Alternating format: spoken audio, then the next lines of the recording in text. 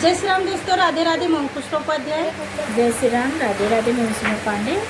और आज हम दोनों मिलके एक सुहाग गीत गाएंगे। शादी विवाह का समय चल रहा है तो विवाह गीत और सुहाग गीत गाएंगे हम लोग।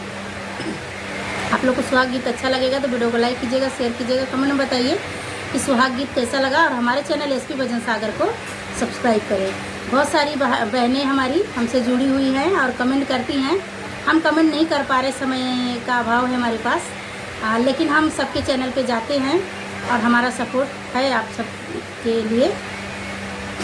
और सभी को बहुत बहुत धन्यवाद जो हमसे जुड़े हैं।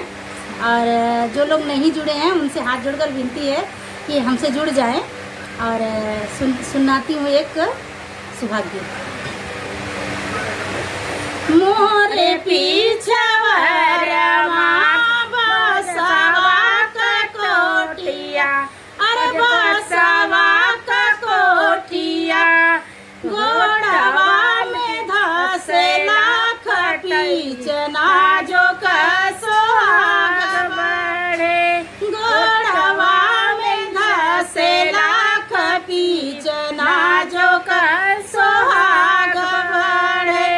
घोड़वा चढ़ल आवे